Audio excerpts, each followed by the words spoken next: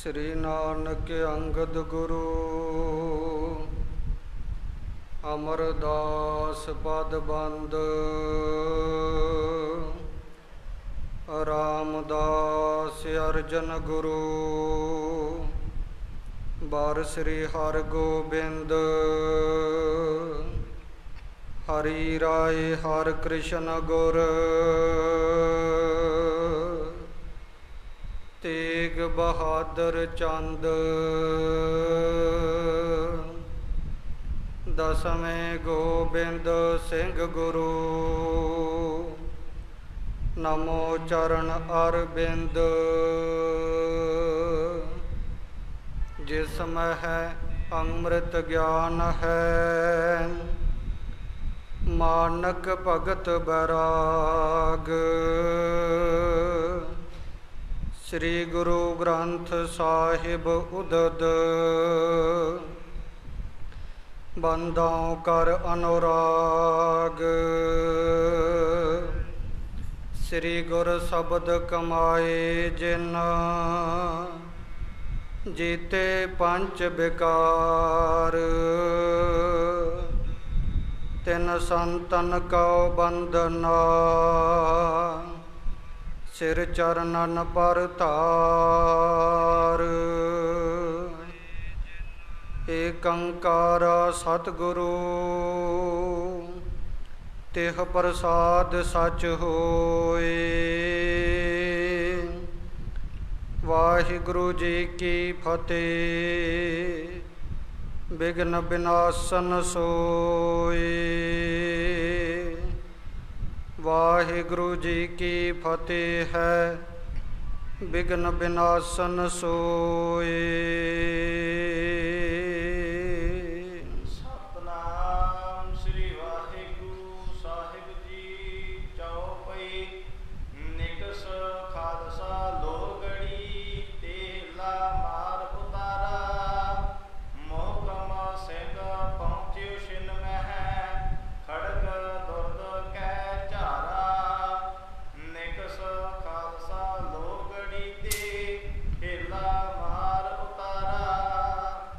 परम सन्मान्य योग परम पूजनीक जुगो जुग अटल छतर चवर तखत दे मालक गुरता गद्दी दे तखत उपर सुभाईमान दसाई पातशाहियां दी जागदी जोत धन धन साहिब सतगुरु श्री गुरु ग्रंथ साहिब सच्चे पातशाह जी दी पावन अते पवित्र हजूरी अंदर शहीदां दे पावन पवित्र अस्थानां ते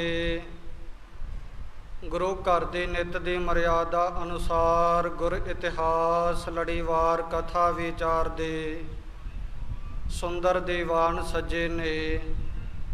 आओ बड़े प्रेम नाल मनो चित बिरतियां नूं एकाग्र करदे होए गुर इतिहास नाल जुड़न दा यतन करिए। कल दे दीवान अंदर आप जियां ने सरवण कीता सी कि भाई बचित्र सिंह जी ने कलगीधर पातशाह जी दी मेहरामत सदका थापड़े सदका मस्त हाथी नूं मार दिता है ते भाई मोहकम सिंह जी जो पंजां प्यारियां विचों हन भाई मोहकम सिंह जी ने उस मस्त हाथी दी सुंड वढ़ दिती है जिस करके वो मस्त हाथी बेअंती पहाड़ियां नूं मौत दे घाट उतार के दबल कुचल के सतलुज नदी दे वल दौड़ गया है। उधरों भाई उदय सिंह जी ने मन विच विचारिया कि भाई बचित्र सिंह जी ने अपना कारज पूरा कर दिता है जिहड़ा कारज कलगीधर पातशाह ने मैनू सौंपिया सी। अजे मेरा दुश्मन तो मैदाने जंग दे विच उदां ही तुरिया फिरदा केसरी चंद। तां भाई उदय सिंह जी ने केसरी चंद नूं वेख के उहदे वल अपना घोड़ा दहड़ाउणा कीता है। पहला केसरी चंद ने तीर दा वार किया ਭਾਈ ਉਦੈ ਸਿੰਘ ਜੀ ਦੇ ਸਰੀਰ ਨੂੰ ਖਹਿ ਕੇ ਤੀਰ ਅਗਾਂਹ ਲੰਘ ਗਿਆ ਹੈ। ਫਿਰ ਭਾਈ ਉਦੈ ਸਿੰਘ ਜੀ ਨੇ ਕੋਲ ਜਾ ਕੇ ਆਪਣੇ ਤਿੱਖੇ ਤੇਗੇ ਦਾ ਕੇਸਰੀ ਚੰਦ ਦੀ ਗਰਦਨ ਉੱਪਰ ਐਸਾ ਵਾਰ ਕੀਤਾ ਕਿ ਇੱਕੋ ਵਾਰ ਦੇ ਨਾਲ ਧੜ ਦੇ ਨਾਲੋਂ ਧੌਣ ਕੱਟ ਕੇ ਸਿਰ ਕੱਟ ਕੇ ਧਰਤੀ ਉੱਪਰ ਸੁੱਟ ਦਿੱਤਾ ਹੈ। ਜਦੋਂ ਕੇਸਰੀ ਚੰਦ ਦਾ ਧੜ ਤੇ ਸਿਰ ਵੱਖੋ ਵੱਖਰਾ ਮੈਦਾਨੇ ਜੰਗ ਵਿੱਚ ਡਿੱਗਾ ਪਿਆ ਹੈ, ਭਾਈ ਉਦੈ ਸਿੰਘ ਜੀ ਨੂੰ ਬਚਨ ਚੇਤੇ ਆਇਆ ਕਿ ਕਲਗੀਧਰ ਪਾਤਸ਼ਾਹ ਨੇ ਹੁਕਮ ਲਾਇਆ ਸੀ ਕਿ ਸਿਰ ਵੱਢ ਕੇ ਸਾਡੇ ਕੋਲ ਲੈ ਕੇ ਆਉਣਾ। ਭਾਈ ਉਦੈ ਸਿੰਘ ਨੇ ਕੇਸਰੀ ਚੰਦ ਦਾ ਸਿਰ ਆਪਣੇ ਤਿੱਖੇ ਨੇਜੇ ਦੇ ਵਿੱਚ ਟੰਗ ਲੈਣਾ ਕੀਤਾ ਤੇ ਨੇਜੇ ਦੀ ਨੋਕ ਤੇ ਸਿਰ ਟੰਗ ਕੇ ਕਲਗੀਧਰ ਪਾਤਸ਼ਾਹ ਦੇ ਵੱਲ ਲੈ ਕੇ ਤੁਰ ਪਿਆ ਹੈ। ਪਹਾੜੀ ਰਾਜਿਆਂ ਦਾ ਮਨੋਬਲ ਟੁੱਟ ਗਿਆ ਹੈ, ਸਾਰੀ ਸੈਨਾ ਪਿਛਾਂਹ ਨੂੰ ਭੱਜਣ ਲੱਗੀ ਹੈ। ਐਸਾ ਗੁਰੂ ਕੇ ਖਾਲਸੇ ਨੇ ਯੁੱਧ ਕੀਤਾ ਹੈ। ਐਸੇ ਪ੍ਰਸੰਗ ਦੀ ਵਿਚਾਰ ਕੱਲ ਦੇ ਦੀਵਾਨ ਅੰਦਰ ਸਰਵਣ ਕੀਤੀ ਸੀ। ਅੱਗੋਂ ਜਿਸ ਤਰੀਕੇ ਨਾਲ ਗੁਰ ਇਤਿਹਾਸ ਦੀ ਸੁੰਦਰ ਵਾਰਤਾ ਆ ਰਹੀ ਹੈ, ਬੜੇ ਪ੍ਰੇਮ ਨਾਲ ਮਨੋਚਿਤ ਬਿਰਤੀਆਂ ਨੂੰ ਇਕਾਗਰ ਕਰਦੇ ਹੋਏ ਸਰਵਣ ਕਰਨਾ ਕਰੀਏ, ਗੁਰ ਫਤਿਹ ਦੀ ਸਾਂਝ ਪਾਈਏ ਤੇ ਪ੍ਰਸੰਗ ਆਰੰਭ ਕਰੀਏ। ਆਖੋ ਜੀ ਵਾਹਿਗੁਰੂ ਜੀ ਕਾ ਖਾਲਸਾ, ਵਾਹਿਗੁਰੂ ਜੀ ਕੀ ਫਤਿਹ। ਸਤਨਾਮ ਸ੍ਰੀ ਵਾਹਿਗੁਰੂ ਸਾਹਿਬ ਜੀਓ। ਚੌਪਈ ਨਿਕਸ ਖਾਲਸਾ ਲੋਗੜੀ ਤੇ ਹੇਲਾ ਮਾਰ ਉਤਾਰਾ। ਗੁਰੂ ਕਾ ਖਾਲਸਾ ਲੋਹਗੜ੍ਹ ਦੇ ਕਿਲੇ ਵਿੱਚੋਂ ਨਿਕਲ ਕੇ ਬਾਹਰ ਪਹਾੜੀਆਂ ਦੇ ਉੱਪਰ ਧਾਵਾ ਬੋਲਣ ਲੱਗਾ। ਹੁਕਮ ਸਿੰਘ ਪਹੁੰਚਿਓ ਛਿਨ ਮੈਂ ਖੜਗ ਦੁਰਦ ਕੈ ਝਾਰਾ। ਇੱਧਰੋਂ ਭਾਈ ਮੋਹਕਮ ਸਿੰਘ ਜੀ ਪੰਜਾਂ ਪਿਆਰਿਆਂ ਵਿੱਚੋਂ ਚੌਥੇ ਪਿਆਰੇ ਭਾਈ ਮੋਹਕਮ ਸਿੰਘ ਜੀ ਨੇ ਜਦੋਂ ਇਸ ਭਿਆਨਕ ਹਾਥੀ ਨੂੰ ਵੇਖਣਾ ਕੀਤਾ ਹੈ, ਗੱਡੀ ਸੁੰਡ ਬਾਵਰ ਹੋਏ ਭਾਗਿਓ ਔਰ ਸਤੁਤਰ ਵਜਾਈ। ਤਾਂ ਭਾਈ ਮੋਹਕਮ ਸਿੰਘ ਜੀ ਨੇ ਉਸੇ ਵਕਤ ਆਪਣੀ ਤਲਵਾਰ ਦੇ ਨਾਲ ਇਸ ਮਸਤ ਹਾਥੀ ਦੀ ਸੁੰਡ ਕੱਟ ਦੇਣਾ ਕੀਤੀ ਹੈ।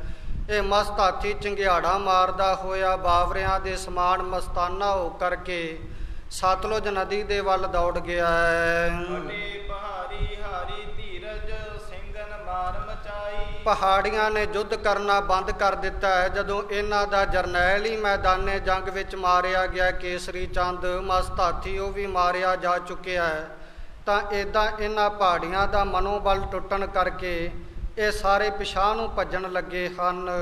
ਹਿੰਮਤ ਸਿੰਘ ਸਾਹਿਬ ਸਿੰਘ ਪਹੁੰਚੇ ਅਰੇ ਜੋ ਕਾਟੇ ਜੋਧਾ। ਇੱਧਰੋਂ ਭਾਈ ਹਿੰਮਤ ਸਿੰਘ ਜੀ, ਭਾਈ ਸਾਹਿਬ ਸਿੰਘ ਜੀ ਮੈਦਾਨੇ ਜੰਗ ਅੰਦਰ ਪਹੁੰਚੇ ਨੇ। ਜਿਹੜਾ ਵੀ ਪਹਾੜੀਆ ਇਹਨਾਂ ਅੱਗੇ ਅੜਦਾ ਹੈ, ਉਹਨਾਂ ਨੂੰ ਇਹ ਯੋਧੇ ਕੱਟੀ ਜਾਂਦੇ ਹਨ। ਮਨਹੁ ਸ਼ੇਰ ਨਿਰਭੈ ਵਿਚਰੰਤੇ ਰਕਤ ਨੇਤਰ ਕਰ ਕ੍ਰੋਧਾ। ਮੈਦਾਨੇ ਜੰਗ 'ਚ ਗੁਰੂ ਕੇ ਸੂਰਮੇ ਇਸ ਤਰ੍ਹਾਂ ਨਿਰਭੈ ਹੋ ਕੇ ਤੁਰੇ ਫਿਰਦੇ ਹੈ, ਜਿਸ ਤਰ੍ਹਾਂ ਜੰਗਲ ਦੇ ਵਿੱਚ ਸ਼ੇਰ ਲਾਲ ਅੱਖਾਂ ਕਰਕੇ ਨਿਰਭੈ ਹੋ ਕੇ ਵਿਚਰਦਾ ਹੈ। ਨਾਹਰ ਸਿੰਘ ਅਰ ਸ਼ੇਰ ਸਿੰਘ ਜੁਗਤਰ ਵਾਰੈ ਚਮਕਾਈ। ਭਾਈ ਨਾਹਰ ਸਿੰਘ ਜੀ ਅਤੇ ਭਾਈ ਸ਼ੇਰ ਸਿੰਘ ਜੀ ਨੇ ਦੋਨਾਂ ਨੇ ਆਪਣੀਆਂ ਤਿੱਖੀਆਂ ਤਲਵਾਰਾਂ ਮੈਦਾਨੇ ਜੰਗ ਅੰਦਰ ਚਮਕਾਉਣਾ ਕੀਤੀਆਂ ਹਨ। ਚਲਹਿ ਤੁਫੰਗ ਹਜ਼ਾਰੋਂ ਰਿਪ ਕੀ ਸਤਿਗੁਰ ਭਏ ਸਹਾਈ। ਇਸ ਤਰ੍ਹਾਂ ਹਜ਼ਾਰਾਂ ਹੀ ਦੁਸ਼ਮਣਾਂ ਦੀਆਂ ਮੈਦਾਨੇ ਜੰਗ ਅੰਦਰ ਤੁਫੰਗ ਬੰਦੂਕਾਂ ਚੱਲਦੀਆਂ ਨੇ, ਸਤਿਗੁਰ ਭਏ ਸਹਾਈ। ਇਹਨਾਂ ਵਰਦੀਆਂ ਹੋਈਆਂ ਗੋਲੀਆਂ ਵਿੱਚ ਗੁਰੂ ਕੇ ਖਾਲਸੇ ਦੀ ਸਹਾਇਤਾ ਕਲਗੀਧਰ ਪਾਤਸ਼ਾਹ ਆਪ ਕਰ ਰਹੇ ਹਨ। ਨਿਰਭੈ ਖਾਲਸਾ ਸ਼ਤਰਨ ਦਲ ਮੈਂ ਘਾਇਲ ਲੇਤ ਉਠਾਈ। ਇਸ ਤਰ੍ਹਾਂ ਨਿਰਭੈ ਹੋ ਕਰਕੇ ਗੁਰੂ ਕਾ ਖਾਲਸਾ ਸ਼ਤਰੂਆਂ ਦੁਸ਼ਮਣਾਂ ਦੀ ਦਲ ਫੌਜ ਵਿੱਚ ਆਪਦੇ ਘਾਇਲ ਹੋਏ ਸਿੰਘਾਂ ਨੂੰ, ਜ਼ਖਮੀ ਸਿੰਘਾਂ ਨੂੰ ਚੁੱਕਦਾ ਫਿਰਦਾ ਹੈ। ਵਧੈ ਅਗਰ ਰੁੱਧ ਕਰੈ ਪਹਾੜੀ ਫਤਿਹ ਜੰਗ ਤੇ ਪਾਈ। ਗੁਰੂ ਕਾ ਖਾਲਸਾ ਮੈਦਾਨੇ ਜੰਗ ਅੰਦਰ ਅੱਗੇ ਵੱਧ ਕੇ ਇਹਨਾਂ ਪਹਾੜੀਆਂ ਨੂੰ ਰੁੱਧ ਦਾ ਅਰਥ ਹੈ ਰੋਕਦਾ ਹੈ, ਫਤਿਹ ਜੰਗ ਤੇ ਪਾਈ। ਏਦਾਂ ਮੈਦਾਨੇ ਜੰਗ ਅੰਦਰ ਫਤਿਹ ਪ੍ਰਾਪਤ ਕਰ ਲਈ ਹੈ। ਖੇਤ ਧਾਰਨ ਬੈ ਸ਼੍ਰੋਣਤ ਜੈ ਲੋਥੈ ਸਮਦਾਈ। ਮੈਦਾਨੇ ਜੰਗ ਜਿਹੜਾ ਹੈ ਉਹ ਭਿਆਨਕ ਹੀ ਰੂਪ ਧਾਰਨ ਕਰ ਚੁੱਕਿਆ ਹੈ, ਜਿੱਥੇ ਬੜਾ ਸ਼੍ਰੋਣਤ ਖੂਨ ਵਗਦਾ ਪਿਆ ਹੈ ਤੇ ਬਹੁਤ ਜ਼ਿਆਦਾ ਲੋਥਾਂ ਖਿਲਰੀਆਂ ਪਈਆਂ ਹਨ। ਕਾਕ ਗ੍ਰਿਜ ਆਮਕ ਭਖ ਕੰਕਨ ਬ੍ਰਿੰਦ ਜੋਗਨੀ ਆਈ। ਮੈਦਾਨੇ ਜੰਗ ਅੰਦਰ ਖੂਨ, ਮਾਸ, ਮਿੱਝ, ਚਰਬੀ ਇਤਿਆਦਿਕ ਡੁੱਲਣ ਕਰਕੇ ਬਹੁਤ ਜ਼ਿਆਦਾ ਮਾਸਾਹਾਰੀ ਜੀਵ ਪਸ਼ੂ ਪੰਛੀ ਉੱਥੇ ਪਹੁੰਚੇ ਆ। ਕਾਕ, ਕਾਂ, ਗ੍ਰਿਜ, ਇੱਲ, ਆਮਿਖ, ਭਖ, ਇਹ ਮਾਸ ਖਾਣ ਵਾਲੇ ਜੀਵ ਆ। ਕੰਕਣ, ਬਰਿੰਦ, ਜੋਗਣੀ ਆਈ, ਬਹੁਤ ਜ਼ਿਆਦਾ ਕੰਕਣ ਦਾ ਅਰਥ ਬਗਲੇ ਹੈ, ਤੇ ਕੰਕ ਇੱਕ ਪ੍ਰਕਾਰ ਦਾ ਪੰਛੀ ਮੰਨਿਆ ਗਿਆ ਮਾਸਾਹਾਰੀ ਜੀਵ ਖਾਣ ਵਾਲਾ, ਜਿਹਦੇ ਪਰਾਂ ਦੇ ਖੰਭ ਜਿਹੜੇ ਆ ਉਹ ਤੀਰਾਂ ਨੂੰ ਲਾਏ ਜਾਂਦੇ ਹਨ। ਇਸ ਤਰ੍ਹਾਂ ਬਗਲੇ ਤੇ ਸਮੂਹ ਜੋਗਣੀਆਂ ਮੈਦਾਨੇ ਜੰਗ ਅੰਦਰ ਪਹੁੰਚੀਆਂ ਹਨ। ਕਲਗੀ ਧਰ ਵਿਕਸਤ ਕਹਿ ਬਾਤਨ, ਬੈਠੇ ਪਿਕੈ ਤਮਾਸ਼ਾ। ਉਧਰੋਂ ਕਲਗੀਧਰ ਬਾਦਸ਼ਾਹ ਮਹਾਰਾਜ ਉੱਚੇ ਦਮਦਮੇ ਦੇ ਉੱਪਰ ਟਿਕ ਕੇ ਗੁਰੂ ਕੇ ਖਾਲਸੇ ਦਾ ਯੁੱਧ ਵੇਖਦੇ ਪਏ ਆ। ਪਹਾੜੀਏ ਕਿਸ ਤਰ੍ਹਾਂ ਭੱਜਦੇ ਨੇ, ਇਹ ਤਮਾਸ਼ਾ ਕਲਗੀਧਰ ਬਾਦਸ਼ਾਹ ਆਪਣੀਆਂ ਅੱਖਾਂ ਦੇ ਨਾਲ ਤੱਕਦੇ ਪਏ ਹਨ। ਬੜੇ ਵਿਕਸਤ ਪ੍ਰਸੰਨ ਹੁੰਦੇ ਐ। ਨਾਲ ਦੇ ਸਿੰਘਾਂ ਨੂੰ ਇਉਂ ਬਚਨ ਵੀ ਆਖਦੇ ਹਨ, ਗਜ ਸੋ ਭਿੜਨ ਕੇਸਰੀ ਮਾਰਨ, ਇਹ ਸਿੰਘਨ ਕੀ ਆਸ਼ਾ। ਕਿ ਗੱਜ ਹਾਥੀ ਦੇ ਨਾਲ ਭਿੜਨਾ ਤੇ ਕੇਸਰੀ ਚੰਦ ਨੂੰ ਮਾਰਨਾ, ਇਹ ਗੁਰੂ ਕੇ ਖਾਲਸੇ ਨੇ ਮਨ ਅੰਦਰ ਆਸਾ ਧਾਰਨ ਕੀਤੀ ਸੀ, ਤੇ ਗੁਰੂ ਸਾਹਿਬ ਨੇ ਇਹ ਦੋਨੋਂ ਹੀ ਮੁਰਾਦਾਂ ਗੁਰੂ ਕੇ ਖਾਲਸੇ ਦੀਆਂ ਪੂਰੀਆਂ ਕਰ ਦਿੱਤੀਆਂ ਹਨ। ਕਹਿ ਕਹਿ ਹਸੀ ਕਾਲਕਾ ਕੜਕੀ, ਸ਼ਰੋਣਤ ਪਾਨ ਕਰਾਲੀ। ਜਿਹੜੀ ਕਾਲਕਾ ਹੈ ਇਹ ਕਹਿ ਦਾ ਅਰਥ ਆ ਬੜੀ ਉੱਚੀ ਉੱਚੀ ਖਿੜ ਖੜਾ ਕੇ ਹੱਸਦੀ ਆ। ਕਾਲਕਾ ਕਹਿੰਦੇ ਆ ਕਲਾ ਨੂੰ, ਨਾਰਦ ਮੁਨੀ ਦੀ ਘਰ ਵਾਲੀ ਮੰਨੀ ਹੈ। ਉੱਚੀ ਉੱਚੀ ਖਿੜ ਖੜਾ ਕੇ ਹੱਸਦੀ ਹੈ, ਕੜਕੀ ਕਿਲਕਾਰੀਆਂ ਮਾਰਦੀ ਹੈ। ਸ਼ਰੋਣਤ ਪਾਨ ਕਰਾਲੀ, ਖੂਨ ਪੀ ਪੀ ਕੇ ਇਹਨੇ ਆਪਦਾ ਰੂਪ ਕਰਾਲੀ ਭਿਆਨਕ ਧਾਰਨ ਕਰ ਲਿਆ। ਲਾਖੋਂ ਛੁੱਟੇ ਤੁਫੰਗ ਤੜਾਕੇ, ਸੂਰਨ ਕੇ ਮੁਖ ਲਾਲੀ। ਲੱਖਾਂ ਦੀ ਗਿਣਤੀ ਵਿੱਚ ਬੰਦੂਕਾਂ 'ਚੋਂ ਤੜਾਕ ਕਰਦੀਆਂ ਗੋਲੀਆਂ ਚੱਲਦੀਆਂ ਪਈਆਂ ਨੇ। ਜਿਨ੍ਹਾਂ ਗੋਲੀਆਂ ਨੂੰ ਸੁਣ ਕੇ, ਜਿਨ੍ਹਾਂ ਗੋਲੀਆਂ ਨੂੰ ਵੇਖ ਕੇ ਸੂਰਮਿਆਂ ਦਾ ਮੂੰਹ ਲਾਲ ਹੁੰਦਾ ਹੈ। ਘਾਇਲ ਭਏ ਰੁਦਰ ਪਟ ਲਪਟੇ, ਫੂਲੇ ਮਨੋ ਖਾਲ ਪਲਾਸਾ। ਇਸ ਤਰ੍ਹਾਂ ਘਾਇਲ ਭਏ ਸਾਰੇ, ਕੁਝ ਕੁ ਸੂਰਮੇ ਘਾਇਲ ਜ਼ਖਮੀ ਹੋਏ ਪਏ ਆ। ਰੁਦਰ ਖੂਨ ਦੇ ਨਾਲ ਕੱਪੜੇ ਲਿਬੜੇ ਪਏ ਹਨ। ਫੂਲੇ ਮਨਹੁ ਪਲਾਸਾ, ਮੰਨ ਲੈਣਾ ਕਰੋ ਪਲਾਸ ਦਾ ਫੁੱਲ ਇਹ ਖਿੜਿਆ ਪਿਆ ਹੋਵੇ। ਲਾਲ ਰੰਗ ਦਾ ਮੰਨਿਆ ਪਲਾਸ ਦਾ ਫੁੱਲ। ਇੱਕ ਘੂਮਤ ਜਨ ਮਾਦਕ ਖਾਇਓ, ਭਏ ਸਮੂਹ ਬਿਨਾਸ਼ਾ। ਤੇ ਇੱਕ ਇਸ ਤਰ੍ਹਾਂ ਮੈਦਾਨੇ ਜੰਗ ਅੰਦਰ ਘੁੰਮਦੇ ਫਿਰਦੇ ਆ। ਮੰਨ ਲੈਣਾ ਕਰੋ ਮਾਦਕ ਦਾ ਅਰਥ ਹੁੰਦਾ ਨਸ਼ਾ। ਕਿਸੇ ਨੇ ਅਮਲ ਖਾਧਾ ਹੋਵੇ ਤੇ ਉਹ ਬੌਰਿਆਂ ਦੇ ਵਾਂਗ ਪਤਾ ਨਹੀਂ ਲੱਗਦਾ, ਡੌਰ ਭੌਰਿਆਂ ਵਾਂਗ ਇੱਧਰ ਉੱਧਰ ਤੁਰਿਆ ਫਿਰਦਾ। ਇੱਦਾਂ ਮੈਦਾਨੇ ਜੰਗ ਅੰਦਰ ਕਈ ਸੂਰਮੇ ਜਿਹੜੇ ਆ ਬਹੁਤ ਜ਼ਿਆਦਾ ਜ਼ਖਮੀ ਹੋਣ ਕਰਕੇ ਸੁਰਤ ਬੌਂਦਲ ਚੁੱਕੀ ਹੈ, ਤੇ ਅਮਲੀਆਂ ਦੇ ਸਮਾਨ, ਡੌਰ ਭੌਰਿਆਂ ਦੇ ਸਮਾਨ ਇੱਧਰ ਉੱਧਰ ਤੁਰੇ ਫਿਰਦੇ ਹਨ। ਟੂਟੇ ਚਰਨ ਫੁੱਟੀ ਕਿਸ ਛਾਤੀ, ਕੋ ਕੱਟ ਤੇ ਕੱਟ ਡਾਰਾ। ਭਾਈ ਸੰਤੋਖ ਸਿੰਘ ਲਿਖਦੇ ਆ ਕਿਸੇ ਦਾ ਪੈਰ ਵੱਢਿਆ ਪਿਆ ਹੈ, ਕਿਸੇ ਦੀ ਛਾਤੀ ਕੱਟੀ ਪਈ ਹੈ, ਕੋ ਕੱਟ ਤੇ ਕੱਟ ਡਾਰਾ। ਤੇ ਕਿਸੇ ਨੂੰ ਕਹਿੰਦੇ ਲੱਕ ਤੋਂ ਹੀ ਦੋ ਟੁਕੜੇ ਕਰਕੇ ਧਰਤੀ ਦੇ ਉੱਪਰ ਸੁੱਟ ਦਿੱਤਾ, ਦੋ ਹਿੱਸੇ ਕਰਕੇ। ਪਾਨ ਕਟੇ ਕੇ ਪਾਨ ਕਟੇ ਕੇ, ਪੇਟ ਫਰੇ ਕਟ ਫਾਰਾ। ਕਿਸੇ ਦਾ ਕੰਨ ਕੱਟਿਆ ਪਿਆ ਹੈ, ਕਿਸੇ ਦੇ ਪਾਨ ਹੱਥ ਕੱਟੇ ਗਏ ਆ, ਕਿਸੇ ਦਾ ਪੇਟ ਹੀ ਫਟਿਆ ਪਿਆ, ਆਂਦਰਾਂ ਬਾਹਰ ਆਈਆਂ ਪਈਆਂ ਹਨ, ਕੱਟ ਫਾਰਾ। ਤੇ ਕਿਸੇ ਦਾ ਲੱਕ ਪੇਟ ਜਿਹੜਾ ਹੈ ਉਹ ਫਟ ਗਿਆ ਹੈ। ਨੈਣ ਫੁੱਟ ਕੋ ਅੰਧ ਭਇਓ ਭਟ, ਜੰਗ ਕਹੋ ਕੀ ਫੂਟੀ। ਕਿਸੇ ਦੀ ਕਹਿੰਦੇ ਅੱਖ ਹੀ ਨਿਕਲ ਗਈ ਆ, ਮੈਦਾਨੇ ਜੰਗ ਵਿੱਚੋਂ ਅੰਨਾ ਹੋਇਆ ਤੁਰਿਆ ਫਿਰਦਾ। ਜੰਗ ਕਾਹੋਂ ਕੀ ਫੂਟੀ, ਕਿਸੇ ਦੀ ਲੱਤ ਟੁੱਟੀ ਪਈ ਹੈ। ਏਚਤ ਸ਼ਰੋਣਤ ਨਿਚਰਤ ਵਿਚਰਤ, ਕਿਸ ਕੀ ਮੁੰਡਿਆ ਟੂਟੀ। ਕੁਝ ਕੋ ਸੂਰਮੇ ਜਿਨ੍ਹਾਂ ਦੇ ਸਰੀਰਾਂ ਵਿੱਚੋਂ ਖੂਨ ਐਨ ਨਿਚੜਦਾ ਪਿਆ, ਮੈਦਾਨੇ ਜੰਗ 'ਚ ਤੁਰੇ ਫਿਰਦੇ ਆ, ਖੂਨ ਡੁੱਲਦਾ ਪਿਆ ਹੈ। ਕਿਸ ਕੀ ਮੁੰਡਿਆ ਟੂਟੀ, ਮੁੰਡਿਆ ਸਿਰ ਕਹਿੰਦੇ ਆ, ਕਿਸੇ ਦਾ ਸਿਰ ਹੀ ਟੁੱਟਾ ਪਿਆ ਹੈ, ਧੌਣ ਨਾਲੋਂ ਲੱਥੀ ਪਈ ਹੈ। ਉੱਦਾਂ ਹੀ ਧੜ ਦੇ ਨਾਲ ਲਮਕਦੀ ਮੈਦਾਨੇ ਜੰਗ ਅੰਦਰ ਤੁਰੇ ਫਿਰਦੇ ਹਨ। ਕਰੇ ਕਰੇ ਹੈ ਕੋ ਜਲ ਜਾਚਤ, ਕੋ ਕਾਤਰ ਡਰ ਭਾਗਾ। ਤੇ ਕੁਝ ਮੈਦਾਨੇ ਜੰਗ ਅੰਦਰ ਬਹੁਤ ਜ਼ਿਆਦਾ ਜ਼ਖਮੀ ਹਾਲਤ ਵਿੱਚ ਹੋਣ ਕਰਕੇ ਹਾਏ ਹਾਏ ਕਰਦੇ ਪਏ ਆ, ਤੇ ਮੂੰਹੋਂ ਪਾਣੀ ਦੀ ਘੁੱਟ ਨੂੰ ਤਰਸਦੇ ਆ, ਪਾਣੀ ਮੰਗਦੇ ਆ ਕਿ ਪਾਣੀ ਦੀ ਘੁੱਟ ਕੋਈ ਲਿਆ ਦਿਓ। ਚੀਰ ਫਟੇ ਕੇ ਬਾਹ ਫਟੀ, ਕਹਿ ਸਿਰ ਨਾਗੇ ਕਿਨ ਪਾਗਾ। ਕਿਸੇ ਦੇ ਸਰੀਰ ਦੇ ਬਸਤਰ ਹੀ ਫਟ ਗਏ ਆ, ਕਿਸੇ ਸੂਰਮੇ ਦੇ। ਕਿਹ ਬਾਹੋਂ ਫਟੀ, ਕਿਸੇ ਦੀ ਬਾਂਹ ਹੀ ਨਾਲੋਂ ਕੱਟੀ ਪਈ ਆ। ਕਿਹ ਸਿਰ ਨਾਗੇ ਬਿਨ ਪਾਗਾ, ਕਿਸੇ ਦੀ ਲੜਦਿਆਂ ਲੜਦਿਆਂ ਸਿਰ ਤੋਂ ਪਗੜੀ ਪਹਾੜੀਏ ਵੀ ਬੰਨ੍ਹਦੇ, ਅੱਗੇ ਵੀ ਜ਼ਿਕਰ ਕੀਤਾ ਸੀ। ਕਿਸੇ ਦੀ ਪਗੜੀ ਉਸ ਸਿਰ ਤੋਂ ਲੈ ਕੇ ਧਰਤੀ 'ਤੇ ਡਿੱਗੀ ਪਈ ਆ, ਸਿਰ ਨੰਗਾ, ਇੱਦਾਂ ਹੀ ਮੈਦਾਨੇ ਜੰਗ ਅੰਦਰ ਡਿੱਗੇ ਪਏ ਹਨ। ਉਧਰੋਂ ਜਿਹੜੇ ਢੋਲ ਦੇ ਡਗਿਆਂ ਦੇ ਉੱਪਰ ਚੋਟਾਂ ਮਾਰਦੇ ਸਨ, ਨਗਾਰਿਆਂ 'ਤੇ ਚੋਟਾਂ ਮਾਰਦੇ ਸਨ, ਉਹ ਸੂਰਮਿਆਂ 'ਚ ਬਲ ਭਰਨ ਵਾਸਤੇ ਇੰਨੀ ਜ਼ੋਰ ਜ਼ੋਰ ਦੀ ਡਗਿਆਂ 'ਤੇ ਚੋਟਾਂ ਮਾਰਦੇ ਸਨ ਕਿ ਢੋਲ ਹੀ ਫਟ ਗਏ ਆ, ਨਗਾਰੇ ਚੋਟਾਂ ਲੱਗਣ ਦੇ ਨਾਲ ਹੀ ਫਟ ਗਏ ਹਨ, ਤੇ ਕੁਝ ਕੋ ਢੋਲ ਗੋਲੀਆਂ ਲੱਗਣ ਦੇ ਨਾਲ ਹੀ ਟੁੱਟ ਗਏ ਆ, ਫਟ ਗਏ ਹਨ। ਬਹੁਤ ਜ਼ਿਆਦਾ ਘੋੜੇ ਮੈਦਾਨੇ ਜੰਗ ਅੰਦਰ ਡਿੱਗੇ ਪਏ ਆ, ਭੰਗ ਭਏ ਗਨ, ਬਹੁਤ ਜ਼ਿਆਦਾ ਘੋੜੇ ਜ਼ਖਮੀ ਹੋਏ। ਕੋ ਸੌਰ ਮੈਂ ਛੂਟੇ, ਤੇ ਕੁਝ ਘੋੜੇ ਉਹ ਸੂਰਮਿਆਂ ਦੇ ਵਿੱਚ ਛੁੱਟੇ, ਭਾਵ ਆਜ਼ਾਦ ਹੀ ਭੱਜੇ ਫਿਰਦੇ ਹਨ। ਹੁਣ ਸੂਰਮੇ ਤਾਂ ਸ਼ਹੀਦ ਹੋ ਗਏ ਆ ਤੇ ਉਹਨਾਂ ਦੇ ਸ਼ਸਤਰ ਮੈਦਾਨੇ ਜੰਗ ਅੰਦਰ ਖਿਲਰੇ ਪਏ ਆ। ਕਵੀ ਜੀ ਜ਼ਿਕਰ ਕਰਦੇ ਹਨ, ਕਿਸੇ ਦੀਆਂ ਤੁਫੰਗ ਬੰਦੂਕਾਂ ਡਿੱਗੀਆਂ ਪਈਆਂ, ਕਿਸੇ ਦੀਆਂ ਤਲਵਾਰਾਂ ਡਿੱਗੀਆਂ ਪਈਆਂ, ਕਿਸੇ ਦੇ ਸੇਲੇ ਬਰਛੇ ਡਿੱਗੇ ਪਏ ਆ, ਕਿਸੇ ਦੇ ਤੀਰ ਅਤੇ ਧਨੁਸ਼ ਡਿੱਗੇ ਪਏ ਆ ਮੈਦਾਨੇ ਜੰਗ ਵਿੱਚ।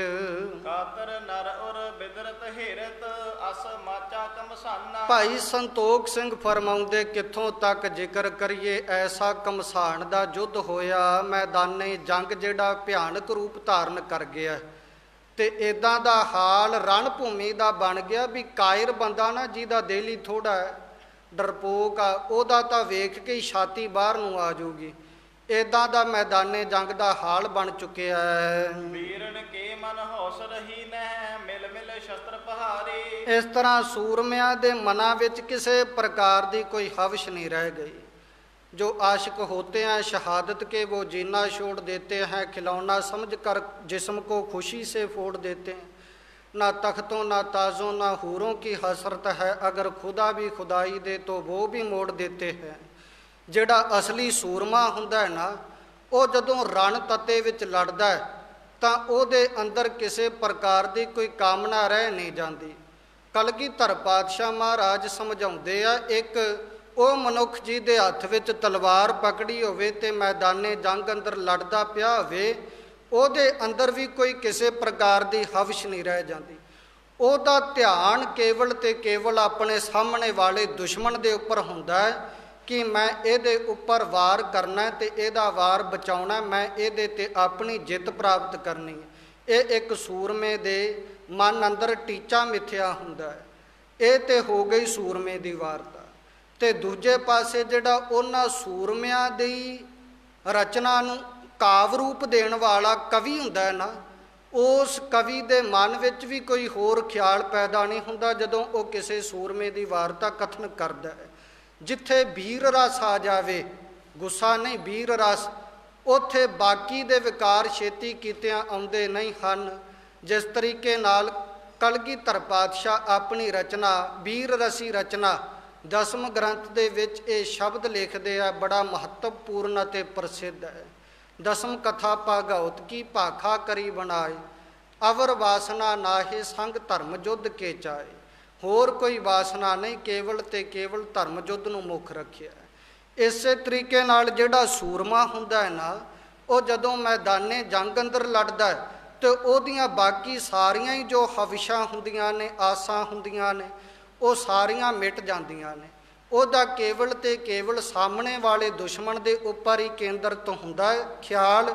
ਬਾਕੀ ਸਾਰੇ ਖਿਆਲ ਮਨ ਵਿੱਚੋਂ ਖਤਮ ਹੋ ਜਾਂਦੇ ਹਨ।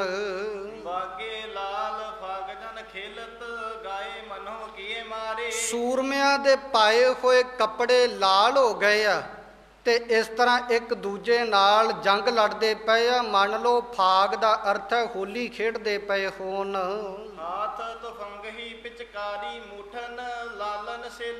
ਕਹਿੰਦੇ ਜਿਹੜਾ ਹੋਲੀ ਖੇਡਦਾ ਹੋਵੇ ਉਹਦੇ ਹੱਥ ਵਿੱਚ ਤੇ ਰੰਗ ਪਾਉਣ ਵਾਸਤੇ ਪਿਚਕਾਰੀਆਂ ਹੁੰਦੀਆਂ ਨੇ। ਤੇ ਜੇ ਤੁਸੀਂ ਕਹਿੰਦੇ ਹੋ ਸੂਰਮੇ ਮੈਦਾਨੇ ਜੰਗ ਅੰਦਰ ਹੋਲੀ ਖੇਡਦੇ ਪਏ ਆ ਤੇ ਇਹਨਾਂ ਕੋਲ ਪਿਚਕਾਰੀਆਂ ਕਿਹੜੀਆਂ? ਭਾਈ ਸੰਤੋਖ ਸਿੰਘ ਬਾਗ ਕਮਾਲ ਲਿਖਦੇ, ਕਹਿੰਦੇ ਜਿਹੜੀਆਂ ਸੂਰਮਿਆਂ ਨੇ ਹੱਥਾਂ ਵਿੱਚ ਬੰਦੂਕਾਂ ਪਕੜੀਆਂ ਨੇ ਨਾ, ਤੇ ਉਹ ਜਿਹੜਾ ਪਿਚਕਾਰੀ ਵਾਲਾ ਉਹ ਵੀ ਨੱਪ ਕੇ ਦੂਜਿਆਂ ਤੇ ਰੰਗ ਪਾਉਂਦਾ, ਇਸੇ ਤਰੀਕੇ ਨਾਲ ਕਲਾ ਨੂੰ ਦੱਬ ਕੇ ਸੂਰਮੇ ਜਿਹੜੀਆਂ ਬੰਦੂਕਾਂ ਨੇ ਇਹ ਹੱਥ ਵਿੱਚ ਪਿਚਕਾਰੀਆਂ ਦੇ ਸਮਾਨ, ਤੇ ਜਦੋਂ ਕਲਾ ਦੱਬਦੇ ਨੇ ਵਿੱਚੋਂ ਗੋਲੀ ਨਿਕਲਦੀ ਹੈ, ਸਾਹਮਣੇ ਵਾਲੇ ਦੁਸ਼ਮਣ ਦਾ ਸੀਨਾ ਜਦੋਂ ਫਾੜ ਦਿੰਦੀ ਹੈ ਤਾਂ ਵਿੱਚੋਂ ਖੂਨ ਨਿਕਲਦਾ, ਕੱਪੜੇ ਲਾਲ ਰੰਗੇ ਜਾਂਦੇ ਆ। ਇਹ ਬੰਦੂਕਾਂ ਜਿਹੜੀਆਂ ਹਨ ਇਹ ਪਿਚਕਾਰੀਆਂ ਦੇ ਸਮਾਨ ਹੈ। ਨਿਗਸੀ ਮਿੰਜ ਅੰਬੀਰ ਪ੍ਰਯੋਜਨ ਪ੍ਰੇਮ ਘਰੇ ਬਹੁ ਮੇਲੇ। ਤੇ ਕਹਿੰਦੇ ਜਿਹੜੀ ਸੂਰਮਿਆਂ ਦੇ ਸਰੀਰਾਂ ਵਿੱਚੋਂ ਮਿੱਝ ਨਿਕਲਦੀ ਹੈ ਨਾ, ਚਰਬੀ, ਉਹ ਇਸ ਤਰ੍ਹਾਂ ਅਲੰਕਾਰ ਕਵੀ ਸੰਤੋਖ ਸਿੰਘ ਜੀ ਨੇ ਬੰਨਿਆ ਜਿਸ ਤਰ੍ਹਾਂ ਅੰਬੀਰ ਹੋਵੇ। ਅੰਬੀਰ ਕਹਿ ਦਿੰਦੇ ਪੁਰਾਣੇ ਸਮਿਆਂ ਦੇ ਵਿੱਚ 2-3 ਰੰਗ ਇਕੱਠੇ ਕਰਕੇ ਨਾ, ਜਾਂ ਕੇਸਰ ਅਤੇ ਚੰਦਨ ਵਿੱਚ ਗੁਲਾਲ ਨੂੰ ਮਿਲਾ ਕੇ ਆਟਾ ਜਾਂ ਗੁੰਨ ਦਿੰਦੇ ਸਨ। ਉਹ ਜਿਹੜਾ ਪਦਾਰਥ ਬਣਦਾ ਸੀ ਉਹਨੂੰ ਅੰਬੀਰ ਕਹਿ ਦਿੰਦੇ ਸਨ। ਉਹ ਥੋੜ੍ਹਾ ਜਿਹਾ ਠੋਸ ਹੁੰਦਾ ਸੀ। ਜਿਹੜੀ ਚਰਬੀ ਸਰੀਰਾਂ ਵਿੱਚੋਂ ਨਿਕਲਦੀ ਇਹ ਠੋਸ ਆ, ਤੇ ਇਹਨੂੰ ਭਾਈ ਸੰਤੋਖ ਸਿੰਘ ਜੀ ਨੇ ਉਦਾਹਰਣ ਦਿੱਤੀ ਅੰਬੀਰ ਦੇ ਨਾਲ। ਜਿਸ ਤਰੀਕੇ ਨਾਲ ਕੇਸਰ, ਚੰਦਨ ਅਤੇ ਗੁਲਾਲ ਨੂੰ ਮਿਲਾ ਕੇ ਆਟਾ ਜਾਂ ਗੁੰਨ ਦਿੱਤਾ ਜਾਂਦਾ ਸੀ, ਉਹ ਇੱਕ ਪਦਾਰਥ ਬਣ ਜਾਂਦਾ ਸੀ ਅੰਬੀਰ। ਤਾਂ ਇੱਦਾਂ ਜਿਹੜੀ ਚਰਬੀ ਸਰੀਰਾਂ ਦੇ ਵਿੱਚੋਂ ਬਾਹਰ ਨਿਕਲਦੀ ਪਈ ਆ ਨਾ, ਇਹ ਤੇ ਕਹਿੰਦੇ ਅੰਬੀਰ ਦੇ ਸਮਾਨ ਹੈ। ਥਕਤ ਭਏ ਪਟ ਪੌਡੇ ਕੇਤਕ ਲੋਥ ਪੋਥ ਪਰ ਕੋਏ। ਥਕਤ ਭਏ ਭੱਟ, ਸੂਰਮੇ ਜੰਗ ਲੜਦੇ ਲੜਦੇ ਥੱਕ ਗਏ ਆ। ਕੁਝ ਕੋ ਮੈਦਾਨੇ ਜੰਗ ਅੰਦਰ ਪੌਡੇ ਲੰਮੇ ਪਏ ਹੋਏ ਆ। ਲੋਥ ਪੋਥ ਪਰ ਕੋਏ, ਤੇ ਕੁਝ ਲੋਥਾਂ ਦੇ ਉੱਪਰ ਲੋਥਾਂ ਹੀ ਪਈਆਂ ਨੇ, ਢੇਰ ਹੀ ਲੱਗੇ ਪਏ ਹਨ। ਧੂਮ ਨਿਹਾਲੀ ਲਾਲ ਡਸੀ ਜਨ ਪ੍ਰੀਤ ਘਰੇ ਕਰ ਸੋਏ। ਇਸ ਤਰ੍ਹਾਂ ਸਾਰੀ ਧਰਤੀ ਮੰਨ ਲੈਣਾ ਕਰੋ ਖੂਨ ਦੇ ਨਾਲ ਲਾਲ ਸੇਜਾ ਦੇ ਸਮਾਨ ਬਣ ਗਈ ਹੋਵੇ। ਇੰਜ ਜਾਪਦਾ ਉਹ ਮੈਦਾਨੇ ਜੰਗ ਵੱਲ ਵੇਖ ਕੇ ਜਿਵੇਂ ਲਾਲ ਰੰਗ ਦੀ ਕੋਈ ਸੇਜਾ ਤਿਆਰ ਕੀਤੀ ਹੋਵੇ, ਤੇ ਸੂਰਮੇ ਜਿਹੜੇ ਨੇ ਬੜੇ ਪ੍ਰੇਮ ਦੇ ਨਾਲ ਉੱਥੇ ਆਰਾਮ ਕਰਦੇ ਪਏ ਹੋਣ, ਸੁੱਤੇ ਪਏ ਹੋਣ। ਖੂਨ ਜਿਹੜਾ ਲਾਲ ਰੰਗ ਦਾ ਡੁੱਲਿਆ ਲਾਲ ਸੇਜਾ ਦੇ ਸਮਾਨ ਹੈ, ਤੇ ਜਿਹੜੇ ਸੂਰਮੇ ਮਰੇ ਪਏ ਉੱਥੇ ਲੇਟੇ ਪਏ ਆ। ਇੰਜ ਜਾਪਦਾ ਉਸ ਲਾਲ ਸੇਜਾ ਦੇ ਉੱਪਰ ਆਰਾਮ ਕਰਦੇ ਪਏ ਹੋਣ। ਉਹਦੇ ਤ੍ਰਿਯਕ ਪਰੇ ਕੋ ਸੂਦੇ ਭਰੇ ਧੂਲ ਅਰ ਲੋਹੂ। ਤੇ ਕੁਝ ਕੁ ਸੂਰਮੇ ਅਹੁਦੇ ਮੂੰਹ ਤੇ ਡਿੱਗੇ ਪਏ ਆ, ਕੋਈ ਸਿੱਧਾ ਧਰਤੀ ਤੇ ਲੰਮਾ ਪਿਆ ਆਕਾਸ਼ ਵੱਲ ਮੂੰਹ ਕਰਕੇ। ਭਰੇ ਧੂਲ ਅਰ ਲੋਹੂ, ਜਿਨ੍ਹਾਂ ਸੂਰਮਿਆਂ ਦੇ ਮੁੱਖ, ਸਰੀਰ, ਕੱਪੜੇ ਇਹ ਸਾਰੇ ਧੂਲ ਅਤੇ ਲਹੂ ਦੇ ਨਾਲ ਐਨ ਲਿਬੜੇ ਪਏ ਹਨ। ਕੂਕਰ ਜੰਬੁਕ ਬੋਲਤ ਡੋਲਤ ਖਾਏ ਅਧਾਵਨ ਹੋਹੂ। ਕੂਕਰ, ਕੁੱਤੇ, ਜੰਬੁਕ, ਗਿੱਦੜ ਬੋਲਤ ਡੋਲਤ ਬਹੁਤ ਜ਼ਿਆਦਾ ਬੋਲਦੇ ਆ, ਡੋਲਤ ਇੱਧਰ ਉੱਧਰ ਮੈਦਾਨੇ ਜੰਗ ਵਿੱਚ ਵਿਚਰਦੇ ਫਿਰਦੇ ਆ। ਖਾਏ ਅਗਾਵਨ ਹੋਹੂ, ਸੂਰਮਿਆਂ ਦਾ ਮਾਸ ਖਾ ਖਾ ਕੇ ਅਗਾਵਨ ਰੱਜਦੇ ਹਨ। Suran ਪਰਖਤ ਹੂਰਨ ਵਿਚਰਤ pick pick ਵਰਹਿ ਉਤਾਲਾ। ਇੱਧਰੋਂ ਜਿਹੜੀਆਂ ਹੂਰਾਂ ਨੇ ਨਾ ਅਪੱਛਰਾਂ, ਕਿਉਂਕਿ ਜਿਹੜਾ ਮੈਦਾਨੇ ਜੰਗ ਅੰਦਰ ਆਪਦੀ ਸੂਰਮਤਾ ਹੀ ਵਿਖਾ ਕੇ ਸ਼ਹਾਦਤ ਦਾ ਜਾਮ ਪੀ ਲੈਂਦਾ, ਉਹਨੂੰ ਫਿਰ ਹੂਰਾਂ ਵਰਨ ਵਾਸਤੇ ਆਉਂਦੀਆਂ। ਤਾਂ ਇੱਦਾਂ ਜਿਹੜੀਆਂ ਦੇਵ ਵਧੂ ਨੇ ਹੂਰਾਂ ਅਪੱਛਰਾਂ, ਉਹ ਮੈਦਾਨੇ ਜੰਗ ਅੰਦਰ ਵਿਚਰ ਵਿਚਰ ਕੇ ਸੂਰਮਿਆਂ ਨੂੰ ਪਰਖਦੀਆਂ ਨੇ, ਤੇ ਉਹਨਾਂ ਨੂੰ ਵਰਨ ਵਾਸਤੇ ਉਤਾਲਾ ਬੜੀਆਂ ਕਾਹਲੀਆਂ ਪੈਂਦੀਆਂ ਹਨ। ਅੰਜਨ ਲੋਚਨ ਅੰਜਨ ਅੰਜਤ ਕਰਹਿ ਸ਼ਿੰਗਾਰ ਵਿਸ਼ਾਲਾ। ਉਹਨਾਂ ਅਪੱਛਰਾਂ ਦੇ ਜਿਹੜੀਆਂ ਅੱਖਾਂ ਨੇ ਉਹ ਕਹਿੰਦੇ ਮਮੋਲਿਆਂ ਦੇ ਸਮਾਨ ਬੜੀਆਂ ਸੁੰਦਰ ਨੇ, ਤੇ ਆਪਦਾ ਸਰੀਰ ਐਨ ਚੰਗੇ ਤਰੀਕੇ ਦੇ ਨਾਲ ਉਹਨਾਂ ਅਪੱਛਰਾਵਾਂ ਨੇ ਇਹ ਸ਼ਿੰਗਾਰਨਾ ਕੀਤਾ। 16 ਸ਼ਿੰਗਾਰ ਕੀਤੇ ਤਨ ਉੱਪਰ। ਕਰਿਓ ਨਿਹਾਰਨ ਰਨ ਕੋ ਭੀਮ ਚੰਦ ਮਤ ਮੰਦੇ। ਇਦਾਂ ਦਾ ਭਿਆਨਕ ਜੰਗ ਦਾ ਹਾਲ ਬਣ ਚੁੱਕਿਆ ਹੈ। ਜਦੋਂ ਐਸਾ ਮੈਦਾਨੇ ਜੰਗ ਦਾ ਹਾਲ ਭੀਮ ਚੰਦ ਰਾਜੇ ਨੇ ਵੇਖਣਾ ਕੀਤਾ ਤਾਂ ਬਹੁਤ ਚਿੰਤਾ ਦੇ ਵਿੱਚ ਪੈ ਗਿਆ ਮੰਦੀ ਮਤ ਵਾਲਾ। ਸਾਤੋ ਸੁਦਾ ਭੁੱਲ ਗਈ ਤਤ ਛਿਨ ਬਾਜਿਓ ਲੋਹ ਬਿਲੰਦੇ। ਮੰਨ ਲਓ ਸੱਤੇ ਸੁੱਧਾਂ ਹੀ ਭੁੱਲ ਗਈਆਂ ਹੋਣ, ਛੇਤੀ ਨਾਲ ਬਹੁਤ ਜ਼ਿਆਦਾ ਲੋਹੇ ਦੇ ਨਾਲ ਲੋਹਾ ਵੱਜਿਆ। ਵੇਖ ਹੰਡੂਰੀਆ ਸਹਿ ਨ ਸਕੈ ਬਲ ਬਾਨਕ ਮਾਨ ਚੜਾਈ। ਇੱਧਰੋਂ ਜਿਹੜਾ ਹੰਡੂਰ ਦਾ ਰਾਜਾ ਸੀ ਨਾ, ਉਹਨੇ ਜਦੋਂ ਮੈਦਾਨੇ ਜੰਗ ਅੰਦਰ ਕੇਸਰੀ ਚੰਦ ਨੂੰ ਮਰਿਆ ਪਿਆ ਵੇਖਿਆ, ਮਿੱਤਰਤਾ ਹੀ ਬੜੀ ਸੀਗੀ, ਗੁੱਸਾ ਬੜਾ ਚੜਿਆ। ਆਪਦੇ ਪਰਵੱਟੇ ਤਾਂ ਚੜਾ ਕੇ ਇਹਨੇ ਕਮਾਨ ਧਨੁਸ਼ ਹੱਥ ਦੇ ਵਿੱਚ ਧਾਰਨ ਕਰ ਲੈਣਾ ਕੀਤਾ। ਸਨਮੁਖ ਭਇਓ ਜੰਗ ਕੇ ਆਵਤ ਸ਼ੋਰੇ ਸਰ ਸਮੁਦਾਈ। ਤੇ ਹੱਥ ਵਿੱਚ ਧਨੁਸ਼ ਫੜ ਕੇ ਇਹ ਹੰਡੂਰੀਆ ਰਾਜਾ ਸਿੰਘਾਂ ਦੇ ਵੱਲ ਸਾਹਮਣੇ ਹੋ ਕਰਕੇ ਤੁਰਿਆ ਆਉਂਦਾ, ਤੀਰ ਚਲਾਉਂਦਾ ਹੈ। ਅਰਜਨ ਜੀਨ ਕੀਨ ਤੈ ਪਰਖਨ ਸਾਹਿਬ ਸਿੰਘ ਸੋ ਜੋਦਾ। ਇਧਰੋਂ ਗੁਰੂ ਕੇ ਮਹਾਨ ਯੋਧੇ ਭਾਈ ਸਾਹਿਬ ਸਿੰਘ ਜੀ ਨੇ ਪਰਖਣਾ ਕੀਤਾ ਵੀ ਇਹ ਜਿਹੜਾ ਹੰਡੂਰੀਆ ਰਾਜਾ, ਇਹਦੇ ਘੋੜੇ ਦੇ ਉੱਪਰ ਸੋਨੇ ਦੀ ਕਾਠੀ ਪਈ ਹੋਈ ਹੈ। ਜਿਸ ਵਕਤ ਭਾਈ ਸਾਹਿਬ ਸਿੰਘ ਜੀ ਨੇ ਪਰਖ ਕੀਤੀ ਹੈ, ਦੋਰਾ ਤਵਾਏ ਤੁਬਕ ਤੱਕ ਮਾਰੀ ਹੇਰਤ ਰਿਪਕੋ ਕ੍ਰੋਧਾ। ਤੇ ਇਸ ਭਾਈ ਸਾਹਿਬ ਸਿੰਘ ਜੀ ਨੇ ਹੰਡੂਰ ਦੇ ਰਾਜੇ ਨੂੰ ਵੇਖ ਕੇ ਕ੍ਰੋਧ ਵਿੱਚ ਆ ਕੇ ਆਪਦੀ ਬੰਦੂਕ ਵਿੱਚੋਂ ਗੋਲੀ ਚਲਾਉਣਾ ਕੀਤੀ ਹੈ ਤੱਕ ਕੇ। ਹੋਏ ਘਾਇਲ ਤਤਕਾਲ ਗਇਓ ਹਟ ਔਰ ਹੰਕਾਰ ਬਿਨਾਸ਼ਾ। ਉਹ ਜਿਹੜੀ ਗੋਲੀ ਭਾਈ ਸਾਹਿਬ ਸਿੰਘ ਜੀ ਦੀ ਬੰਦੂਕ ਵਿੱਚੋਂ ਨਿਕਲੀ ਹੈ ਨਾ, ਥੋੜੀ ਜੀ ਖਹਿ ਕੇ ਹੰਡੂਰ ਦੇ ਰਾਜੇ ਨੂੰ ਲੰਘ ਗਈ ਹੈ, ਜ਼ਖਮੀ ਕਰ ਦਿੱਤਾ ਉਸ ਗੋਲੀ ਨੇ। ਤੇ ਜਦੋਂ ਹੰਡੂਰੀਆ ਰਾਜਾ ਜ਼ਖਮੀ ਹੋ ਗਿਆ ਤੇ ਕਾਇਰ ਬਣ ਕੇ ਪਿਛਾਂਹ ਨੂੰ ਤੁਰ ਪਿਆ, ਹਿਰਦੇ ਦਾ ਹੰਕਾਰ ਖਤਮ ਹੋ ਗਿਆ ਸਾਰਾ। ਵੇਖ ਗੁਲੇਰੀਏ ਤਿਆਗੀ ਧੀਰਜ ਹਵੈ ਨਾ ਪ੍ਰਾਨ ਕੀ ਆਸਾ। ਤੇ ਜਿਸ ਵਕਤ ਹੰਡੂਰ ਦਾ ਰਾਜਾ ਜ਼ਖਮੀ ਹੋ ਗਿਆ, ਜਿਹੜਾ ਨਾਲ ਖਲੋਤਾ ਗੁਲੇਰ ਦਾ ਰਾਜਾ ਸੀ ਨਾ, ਉਹਦੀ ਵੇਖ ਕੇ ਧੀਰਜ ਟੁੱਟ ਗਈ ਵੀ ਜੇ ਇਹਨੂੰ ਗੋਲੀ ਲੱਗ ਗਈ ਹੈ ਇਹ ਤੇ ਬਚ ਗਿਆ, ਤੇ ਜੇ ਮੈਨੂੰ ਲੱਗ ਗਈ ਮੈਂ ਤੇ ਮਰ ਜਾਊਂਗਾ। ਉਹਦਾ ਹੌਸਲਾ ਹੀ ਟੁੱਟ ਗਿਆ, ਕਹਿੰਦੇ ਵੇਖ ਕੇ ਹੀ ਪਿਛਾਂਹ ਹੋ ਗਿਆ, ਮੈਂ ਨਹੀਂ ਜੰਗ ਲੜਦਾ। ਰਹਿਓ ਕਟੋਚੀ ਬਹੁ ਪਛਤਾਵਤ ਮੰਡ ਸਪਤ ਕਰ ਮੌਨੰ। ਇਧਰੋਂ ਕਿਰਪਾਲ ਕਟੋਚੀਆ ਰਾਜਾ, ਇਹ ਵੀ ਬਹੁਤ ਜ਼ਿਆਦਾ ਹਿਰਦੇ ਦੇ ਵਿੱਚ ਪਛਤਾਉਂਦਾ ਪਿਆ ਹੈ। ਤੇ ਮੰਡਸਪਤੀ ਰਾਜਾ, ਇਹਨੇ ਤੇ ਚੁੱਪ ਧਾਰੀ ਹੋਈ ਆ ਬੜੇ ਚਿਰ ਦੀ। ਜੰਮੂਪਤ ਆਦਿਕ ਬਿਸਮਾਏ ਭਇਓ ਕਾਜ ਇਹ ਕੋਨੋਂ। ਜੰਮੂ ਦਾ ਜਿਹੜਾ ਰਾਜਾ ਉਹ ਵੀ ਹਿਰਦੇ ਵਿੱਚ ਹੈਰਾਨ ਹੁੰਦਾ ਹੈ ਤੇ ਮਨ ਅੰਦਰ ਵਿਚਾਰਦਾ ਵੀ ਇਹ ਕੀ ਕੰਮ ਬਣ ਗਿਆ, ਕੀ ਕਾਰਜ ਬਣ ਗਿਆ ਹੈ। ਸੈਨਾ ਜਿਤਕਤ ਮਰੀ ਪਰੀ ਗਨ ਜੀਵਤ ਭਈ ਬਿਹਾਲਾ। ਜਿੱਧਰ ਕਿੱਧਰ ਨਿਗਾਹ ਮਾਰਤ ਕੇ ਵੇਖਦੇ ਆ, ਪਹਾੜੀਆਂ ਦੀ ਫੌਜ ਹੀ ਨਜ਼ਰ ਆਉਂਦੀ ਆ, ਮਰੀ ਪਈ ਆ ਮੈਦਾਨੇ ਜੰਗ ਵਿੱਚ।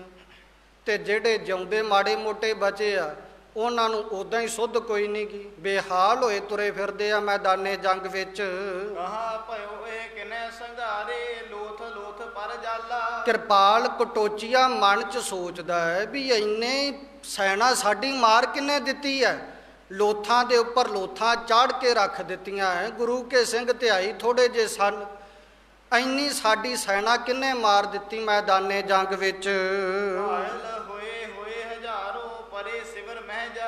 ਇਸ ਤਰੀਕੇ ਨਾਲ ਹਜ਼ਾਰਾਂ ਦੀ ਗਿਣਤੀ ਵਿੱਚ ਜ਼ਖਮੀ ਹੋਏ ਪਏ ਆ ਤੇ ਉਹਨਾਂ ਜ਼ਖਮੀਆਂ ਨੂੰ ਚੁੱਕ ਚੁੱਕ ਕੇ ਸਿਵਰ ਡੇਰੇ ਵਿੱਚ ਲਈ ਜਾਂਦੇ ਹਨ। ਮਾਰਨ ਦੁਰਗ ਭਰੋਸਾ ਧਰ ਕੇ ਪ੍ਰਾਨ ਦਏ ਰਨ ਆਈ। ਕਹਿੰਦੇ ਇਹ ਕੇਸਰੀ ਚੰਦ ਵਰਗਿਆਂ ਨੇ ਲੋਹਗੜ੍ਹ ਦੇ ਕਿਲੇ ਉੱਪਰ ਜਿੱਤ ਦਾ ਭਰੋਸਾ ਧਾਰ ਕੇ ਆਏ ਸੀ। ਜਿੱਤ ਲੈਣੀ ਇੱਕ ਪਾਸੇ ਰਹੀ, ਆਪਦੇ ਪ੍ਰਾਣ ਗਵਾ ਕੇ ਮੈਦਾਨੇ ਜੰਗ ਵਿੱਚ ਉਹ ਪਿਆ ਹੀ, ਸਿਰ ਦਾ ਪਤਾ ਹੀ ਕੋਈ ਨਹੀਂ ਕਿੱਥੇ ਆ, ਤੇ ਧੜ ਮੈਦਾਨੇ ਜੰਗ ਵਿੱਚ ਰੁਲਦਾ ਫਿਰਦਾ। ਮੀਏ ਰਾਮ ਬ੍ਰਿੰਦ ਜੇ ਰਾਣੀ ਸਿੰਘਨ ਘਨੇ ਖਪਾਏ। ਕਿਰਪਾਲ ਕਟੋਚੀਆਂ ਮਨ 'ਚ ਵਿਚਾਰਦਾ ਵੀ ਸਾਡੇ ਕਿੰਨੇ ਹੀ ਮੀਆਂ ਮੀਆਂ ਕਹਿੰਦੇ ਸਰਦਾਰ ਨੂੰ, ਆਪੇ ਹਿਸਾਬ ਲਾ ਲਓ 1,64,000 ਫੌਜ ਚੜ੍ਹ ਕੇ ਆਈ ਸੀ। ਤੇ ਉਹ ਜਿਹੜੀ ਫੌਜ ਸੀ ਲੋਹਗੜ੍ਹ ਦੇ ਕਿਲੇ ਉੱਪਰ ਧਾਵਾ ਕਰਨ ਵਾਸਤੇ ਆਈ, ਉਹਦੇ 'ਚ ਕਿੰਨੇ ਸਰਦਾਰ ਹੋਣਗੇ, ਕਿੰਨੇ ਸਾਡੇ ਸਰਦਾਰ ਮਾਰੇ ਜਾ ਚੁੱਕੇ ਕਹਿੰਦੇ ਕਹਾਉਂਦੇ ਜਰਨੈਲ, ਤੇ ਕਿੰਨੇ ਸਾਡੇ ਸੂਰਮੇ ਜਿਹੜੇ ਆ, ਕਿੰਨੇ ਰਾਣੇ ਰਾਜੇ ਮਰ ਚੁੱਕੇ ਹਨ ਮੈਦਾਨੇ ਜੰਗ ਵਿੱਚ। ਲਰਤ ਬਿਤਿਓ ਦਿਨ ਹਟਪੁਰ ਗਮਨੇ ਜਬ ਸੂਰਜ ਅਸਤਾਏ। ਇਸ ਤਰੀਕੇ ਨਾਲ ਲੜਦਿਆਂ ਲੜਦਿਆਂ ਦਿਨ ਬਤੀਤ ਹੋ ਗਿਆ, ਸੂਰਜ ਡੁੱਬ ਗਿਆ, ਸਾਰੇ 22 ਧਾਰ ਦੇ ਰਾਜੇ ਪਿਛਾਂਹ ਨੂੰ ਮੁੜ ਆਏ ਹਨ। ਜਾਏ ਸਿਵਰ ਮੈਂ ਕਰੀ ਸੰਭਾਰਨ ਸ਼ੂਨ ਭਇਓ ਜਨ ਜਾਨਾ। ਤੇ ਜਾ ਕਰਕੇ ਨਾ ਆਪੋ ਆਪਣੇ ਡੇਰਿਆਂ ਦੇ ਵਿੱਚ 22 ਧਾਰ ਦੇ ਰਾਜਿਆਂ ਨੇ ਮਰ ਚੁੱਕੇ ਉਸ ਆਪਣੇ ਰਾਜੇ ਕੇਸਰੀ ਚੰਦ ਨੂੰ ਯਾਦ ਕੀਤਾ ਹੈ। ਕਿਤਕ ਸੰਬੰਧੀ ਦਾਸ ਮੁਸਾਹਿਬ ਜਮ ਘਰ ਕੀਨ ਪਿਆਨਾ। ਬੈਠੇ ਸੋਚਦੇ ਆ, ਕਹਿੰਦੇ ਕੇਸਰੀ ਚੰਦ ਬਿਨਾ ਤੇ ਇੰਜ ਲੱਗਦਾ ਹੈ ਘਰ ਹੀ ਸੁੰਨਾ ਹੋ ਗਿਆ, ਸਾਡਾ ਘਰ ਹੀ ਖਾਲੀ ਹੋ ਗਿਆ। ਫਿਰ ਹੋਰ 22 ਧਾਰ ਦੇ ਰਾਜੇ ਕੀ ਵਿਚਾਰ ਕਰਦੇ, ਕਿਤਕ ਸੰਬੰਧੀ ਦਾਸ ਮੁਸਾਹਿਬ, ਕਿਤਨੇ ਕ ਸੰਬੰਧੀ, ਕਿਤਨੇ ਕ ਦਾਸ ਨੌਕਰ, ਕਿਤਨੇ ਕ ਮੁਸਾਹਿਬ ਮੰਤਰੀ, ਜਮ ਘਰ ਕੀਨ ਪਿਆਨਾ। ਜਿਹੜੇ ਜਮਾਂ ਦੇ ਘਰ ਪਹੁੰਚ ਗਏ, ਅੱਜ ਹੀ ਇੰਨਾ ਨੁਕਸਾਨ ਹੋ ਗਿਆ ਸਾਡਾ, ਇਦਾਂ 22 ਧਾਰ ਦੇ ਰਾਜੇ ਵਿਚਾਰਾਂ ਕਰਦੇ ਮਨ ਵਿੱਚ। ਸਾਗਰ ਸ਼ੋਕ ਪਰੇ ਤਬ ਸਗਰੇ ਬਾਇਸ ਧਾਰਨ ਕੇਰੇ। 22 ਧਾਰ ਦੇ ਰਾਜੇ ਕਹਿੰਦੇ ਸਮੁੰਦਰ ਰੂਪੀ ਸ਼ੋਕ ਦੇ ਵਿੱਚ ਵਹਿ ਤੁਰੇ ਹਨ, ਡੁੱਬ ਗਏ ਹਨ। ਸਿਮਰ ਸਿਮਰ ਗੁਣ ਬਹੁ ਪੁਛਤਾਏ ਲੋਚਨ ਅਸੂੰਗਨ ਕੇਰੇ। ਇਹ ਆਪਣੇ ਰਾਜੇ ਕੇਸਰੀ ਚੰਦ ਨੂੰ ਯਾਦ ਕਰ ਕਰਕੇ, ਉਹਦੇ ਗੁਣ ਯਾਦ ਕਰ ਕਰਕੇ ਬੜਾ ਚੰਗਾ ਹੁੰਦਾ ਸੀ, ਬੜੀਆਂ ਸਲਾਹਾਂ ਦਿੰਦਾ ਸੀ, ਜਾਂ ਬੜੀ ਰਣਨੀਤੀ ਸੀ ਉਹਦੇ ਕੋਲ।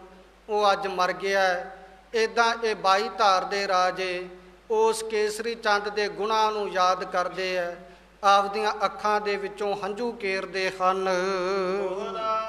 ਸਿੰਘ ਸੰਭਾਰੇ ਖਾਲਸੇ ਮਰੇ ਸੋ ਦੀਨੇ ਦਾ। ਇਧਰੋਂ ਗੁਰੂ ਕੇ ਖਾਲਸੇ ਨੇ ਜਿਹੜੇ ਮੈਦਾਨੇ ਜੰਗ ਦੇ ਅੰਦਰ ਜ਼ਖਮੀ ਹੋਏ ਸਨ, ਉਹਨਾਂ ਦੀ ਸੰਭਾਲ ਕੀਤੀ ਹੈ, ਇਲਾਜ ਕੀਤਾ ਹੈ। ਤੇ ਜਿਹੜੇ ਸ਼ਹਾਦਤ ਦਾ ਜਾਮ ਪੀ ਗਏ ਆ ਗੁਰੂ ਕੇ ਲਾਲ, ਉਹਨਾਂ ਦਾ ਬੜੇ ਬਾਅਦਬ ਦੇ ਨਾਲ ਸੰਸਕਾਰ ਕਰਨਾ ਕੀਤਾ ਹੈ। ਘਾਇਲ ਕੀ ਸੇਵਾ ਬਿਖੈ ਲਾਗੇ ਤਬੈ ਜਰਾਹ। ਜਿਹੜੇ ਜ਼ਖਮੀ ਹੋਏ ਸਨ ਸਿੰਘ, ਉਹਨਾਂ ਜ਼ਖਮੀਆਂ ਦੀ ਸੇਵਾ ਕਰਨ ਵਾਸਤੇ ਜਰਾ ਕਹਿ ਦਿੰਦੇ ਉਹ ਹਕੀਮ ਜਿਹੜਾ ਜ਼ਖਮਾਂ ਤੇ ਮਲਮ ਪੱਟੀ ਕਰਦਾ ਹੈ। ਐਸਾ ਹਕੀਮ ਉਹ ਜ਼ਖਮੀ ਸਿੰਘਾਂ ਦੀ ਆ ਕੇ ਸੰਭਾਲ ਕਰਦਾ ਪਿਆ ਹੈ। ਲਲਿਤ ਪਦ ਛੰਦ ਉਹਦੇ ਸਿੰਘ ਵੱਡ ਵੀਰ ਬਹਾਦਰ ਸੀਸ ਕੇਸਰੀ ਚੰਦਨ। ਇਧਰੋਂ ਭਾਈ ਉਦੈ ਸਿੰਘ ਬੜਾ ਤਕੜਾ ਗੁਰੂ ਕਾ ਸੂਰਮਾ ਬਹਾਦਰ ਹੈ। ਇਹ ਕੇਸਰੀ ਚੰਦ ਰਾਜੇ ਦਾ ਸਿਰ ਆਪਦੇ ਨੇਜੇ ਦੇ ਉੱਪਰ ਟੰਗ ਕੇ, ਨੇਜੇ ਮੈਂ ਪਰੋਏ ਲੈ ਗਮਨਿਓ ਹਿਰਦੈ ਆਨੰਦ ਬਿਲੰਦਨ। ਨੇਜੇ ਦੇ ਉੱਪਰ ਪਰੋ ਕੇ ਨੇਜਾ ਤਾਂ ਨੂੰ ਚੁੱਕ ਕੇ ਪਹਾੜੀਆਂ ਦੀ ਫੌਜ ਨੂੰ ਵਿਖਾ ਕੇ ਆ ਤੁਰਿਆ ਜਾਂਦਾ, ਜੇ ਤੁਹਾਡਾ ਜਰਨੈਲ ਜਿਹਦਾ ਸਿਰ ਮੇਰੇ ਨੇਜੇ ਦੇ ਉੱਪਰ ਟੰਗਿਆ ਪਿਆ। ਇੱਦਾਂ ਭਾਈ ਉਦੈ ਸਿੰਘ ਬੜੀ ਪ੍ਰਸੰਨਤਾ ਦੇ ਨਾਲ ਕਲਗੀਧਰ ਪਾਤਸ਼ਾਹ ਦੇ ਵੱਲ ਤੁਰਿਆ ਜਾਂਦਾ ਹੈ। ਦਮਦਮਾ ਸਤਿਗੁਰ ਉਤਰੇ ਦੇਖਿਓ ਜੋਤ ਤਮਾਸ਼ਾ। ਇਧਰੋਂ ਕਲਗੀਧਰ ਪਾਤਸ਼ਾਹ ਮਹਾਰਾਜ ਮੈਦਾਨੇ ਜੰਗ ਦਾ ਤਮਾਸ਼ਾ ਵੇਖ ਕੇ ਸੂਰਜ ਅਸਤ ਹੋਇਆ ਜਾਣ ਕੇ ਦਮਦਮੇ ਵਾਲੇ ਅਸਥਾਨ ਤੋਂ ਥੱਲੇ ਉਤਰੇ ਹਨ। ਸੁੰਦਰ ਮੰਦਰ ਆਨ ਥਿਰੇ ਤਬ ਸਿੱਖ ਸੇਵਕ ਚਹੁ ਪਾਸਾ। ਕਲਗੀਧਰ ਪਾਤਸ਼ਾਹ ਆਪਣੇ ਸੁੰਦਰ ਮਹਿਲਾਂ ਦੇ ਵਿੱਚ ਆ ਕੇ ਟਿਕੇ ਆ ਤੇ ਸੁੰਦਰ ਸਿੰਘ ਮਹਾਰਾਜ ਦੇ ਆਲੇ ਦੁਆਲੇ ਬੈਠੇ ਹੋਏ ਹਨ। ਉਹਦੇ ਸਿੰਘ ਇਤਨੇ ਮੈਂ ਪਹੁੰਚਿਓ ਸਤਿਗੁਰ ਫਤਿਹ ਬੁਲਾਈ। ਇੰਨੇ ਚਿਰ ਨੂੰ ਭਾਈ ਉਦੈ ਸਿੰਘ ਨੇਜੇ ਦੇ ਉੱਪਰ ਕੇਸਰੀ ਚੰਦ ਦਾ ਸਿਰ ਟੰਗ ਕੇ ਕਲਗੀਧਰ ਪਾਤਸ਼ਾਹ ਮਹਾਰਾਜ ਦੇ ਹਦੂਰ ਆਣ ਪਹੁੰਚਿਆ ਹੈ। ਬਲੰਗ ਪਾਸਰਿਪ ਕੋਸਰ ਗੇਰੇ ਉਹ ਹੇਰਤ ਭੇ ਸਮੁਦਾਈ। ਜਿੱਥੇ ਕਲਗੀਧਰ ਪਾਤਸ਼ਾਹ ਮਹਾਰਾਜ ਸਜੇ ਬੈਠੇ ਸੀ ਨਾ ਪਲੰਗ ਦੇ ਉੱਪਰ, ਉਸ ਪਲੰਗ ਦੇ ਲਾਗੇ ਲਿਆ ਕੇ ਕੇਸਰੀ ਚੰਦ ਦਾ ਸਿਰ ਸੁੱਟ ਦਿੱਤਾ ਭਾਈ ਉਦੈ ਸਿੰਘ ਨੇ, ਤੇ ਸਿਰ ਸੁੱਟ ਕੇ ਗੱਜ ਕੇ ਫਤਿਹ ਬੁਲਾਈ ਹੈ। ਕਾਕ ਪੰਖ ਅਰ ਕਾਨਨ ਕੁੰਡਲ ਬਹੁਤ ਮੋਲ ਕੇ ਮੋਤੀ। ਇਸ ਕੇਸਰੀ ਚੰਦ ਦਾ ਜਿਹੜਾ ਸਿਰ ਆ ਨਾ, ਸਿਰ ਜਿਹੜਾ ਲੈ ਕੇ ਆਂਦਾ ਭਾਈ ਉਦੈ ਸਿੰਘ ਨੇ, ਉਹਦੇ ਕਹਿੰਦੇ ਸਿਰ ਦੇ ਨਾਲ ਜਿਹੜੇ ਕੰਨ ਆ, ਕੰਨਾਂ ਦੇ ਵਿੱਚ ਬੜੇ ਸੋਹਣੇ ਸੋਨੇ ਦੇ ਵਾਲੇ ਪਾਏ ਹੋਏ ਆ। ਸਿਰ ਦੇ ਉੱਪਰ ਬੜੇ ਸੋਹਣੇ ਕੁੰਡਲਾਂ ਵਾਲੇ ਵਾਲ ਆ ਤੇ ਬੜੇ ਸੋਹਣੇ ਮੋਤੀ ਜਿਹੜੇ ਆ ਉਹਨਾਂ ਕੰਨਾਂ ਦੇ ਵਿੱਚ ਪਾਏ ਹੋਏ ਵਾਲਿਆਂ 'ਚ ਚਮਕਦੇ ਪਏ ਹਨ। ਬਾਲ ਵਿਸਾਲ ਬਿਲੋਚਨ ਮੁੰਦਰਤ ਮੂਸ਼ ਸ਼ਮਸ਼ ਦੁੱਤ ਹੋਤੀ। ਉਸ ਕੇਸਰੀ ਚੰਦ ਦਾ ਜਿਹੜਾ ਸਿਰ ਡਿੱਗਾ ਪਿਆ ਹੈ, ਉਹਦਾ ਮੱਥਾ ਬੜਾ ਚੌੜਾ ਹੈ, ਬਿਲੋਚਨ ਮੁੰਦਰਤ, ਤੇ ਹੁਣ ਸਿਰ ਵੱਢ ਦਿੱਤਾ, ਅੱਖਾਂ ਬੰਦ ਪਈਆਂ ਹੋਈਆਂ ਨੇ ਸਿਰ ਦੀਆਂ। ਮੂਛ ਸ਼ਮਸ਼ ਦੋ ਧੋਤੀ, ਤੇ ਜਿਹੜੀਆਂ ਕੇਸਰੀ ਚੰਦ ਦੇ ਸਿਰ ਦੇ ਮੂੰਹ ਦੇ ਉੱਪਰ ਮੁੱਛਾਂ ਨੇ ਤੇ ਸਮਸ਼ ਦਾੜੀ ਹੈ, ਉਹ ਸੋਭਾ ਨੂੰ ਪਾ ਰਹੀ ਹੈ। ਐਸਾ ਸਿਰ ਵੱਢਿਆ ਹੋਇਆ ਭਾਈ ਉਦੈ ਸਿੰਘ ਨੇ ਲਿਆ ਕਰਕੇ ਕਲਗੀਧਰ ਪਾਤਸ਼ਾਹ ਦੇ ਪਲੰਗੇ ਲਾਗੇ ਸੁੱਟ ਦਿੱਤਾ ਹੈ। ਬਨਹੀ ਸਹਿਤ ਚਰਨ ਸਤਿਗੁਰ ਨੇ ਰਾਖੇ ਧਰਨ ਟਿਕਾਈ। ਕਲਗੀਧਰ ਪਾਤਸ਼ਾਹ ਮਹਾਰਾਜ ਪਲੰਗੇ ਦੇ ਉੱਪਰ ਟਿਕੇ ਬੈਠੇ ਸਨ।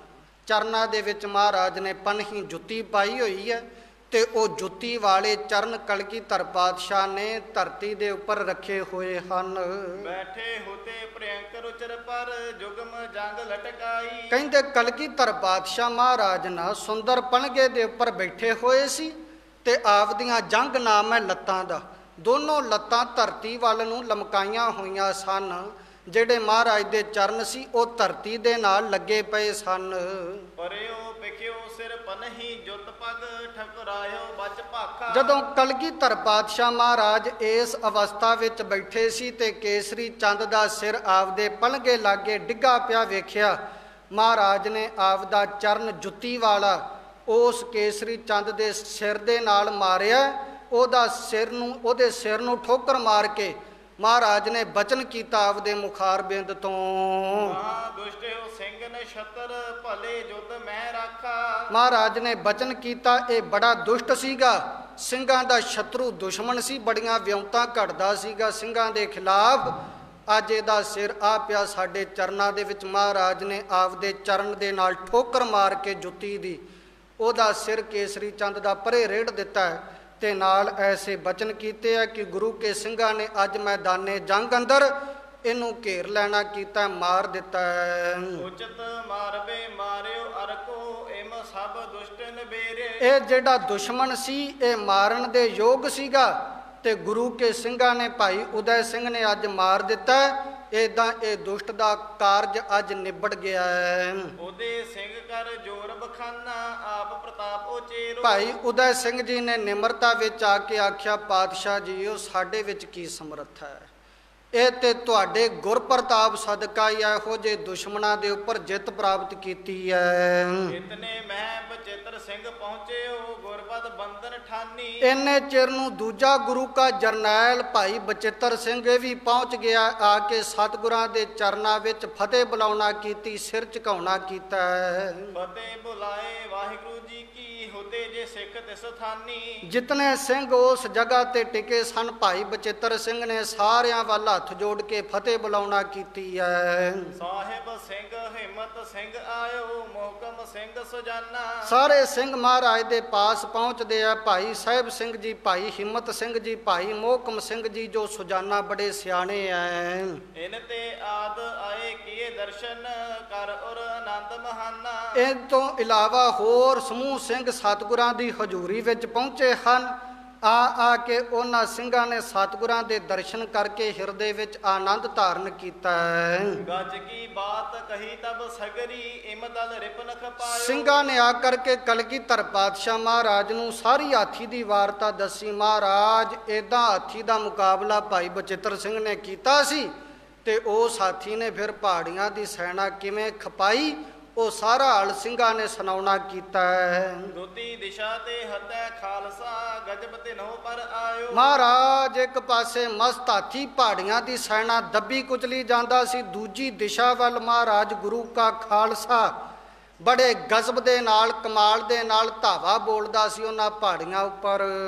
ਰੱਬ ਜੀ ਸੁਨੋ ਕ੍ਰਿਸ਼ਨ ਸੈਨਾ ਜਿਤ ਕਿਤ ਪਰੀ ਸਥਾਰਾ। ਮਹਾਰਾਜ ਪ੍ਰਭੂ ਜੀ ਸੁਣਨਾ ਕਰੋ, ਜਿੱਥੇ ਕਿੱਥੇ ਮੈਦਾਨੇ ਜੰਗ ਅੰਦਰ ਇਹਨਾਂ ਪਹਾੜੀਆਂ ਦੀਆਂ ਫੌਜਾਂ ਦੀਆਂ ਲਾਛਾਂ ਹੀ ਲਾਛਾਂ ਨਜ਼ਰ ਆਉਂਦੀਆਂ ਸਨ। ਮਨੋ ਬ੍ਰਿੰਦ ਖਾਤੀ ਮਿਲ ਇੱਕ ਥਲ ਕਾਨਨ ਕੋ ਖਟ ਡਾਰਾ। ਮੰਨ ਲੈਣਾ ਕਰੋ ਬਹੁਤ ਜ਼ਿਆਦਾ ਖਾਤੀਆਂ ਨੇ ਮਿਲ ਕਰਕੇ ਇੱਕ ਜਗ੍ਹਾ ਦੇ ਉੱਪਰ, ਖਾਤੀ ਨਾਮ ਹੈ ਲੱਕੜਹਾਰਿਆਂ ਦਾ, ਲੱਕੜਹਾਰਿਆਂ ਨੇ ਜੰਗਲ ਹੀ ਕੱਟ ਦਿੱਤਾ ਹੋਵੇ, ਏਦਾਂ ਪਹਾੜੀਏ ਜਿਹੜੇ ਸਨ ਇਹਨਾਂ ਨੂੰ ਕੱਟ ਕੇ ਸੁੱਟ ਦਿੱਤਾ ਹੈ। ਵਧਿਓ ਤਰਾਸ ਕਾਤਰ ਬਹੁ ਭਾਜੇ ਅਰਿਓ ਮਾਰ ਕਰ ਦੀਨਾ। ਮਹਾਰਾਜ ਏਦਾਂ ਇਹ ਜਿਹੜੇ ਪਹਾੜੀਏ ਸਨ, ਜਿਹੜੇ ਬਾਕੀ ਬਚੇ ਸੀ, ਕਾਇਰ ਬਣ ਕੇ ਮੈਦਾਨੇ ਜੰਗ ਅੰਦਰੋਂ ਭੱਜ ਗਏ ਤੇ ਜਿਹੜੇ ਗੁਰੂ ਕੇ ਖਾਲਸੇ ਸਾਹਮਣੇ ਅੜੇ ਉਹਨਾਂ ਨੂੰ ਮੌਤ ਦੇ ਘਾਟ ਉਤਾਰ ਦਿੱਤਾ।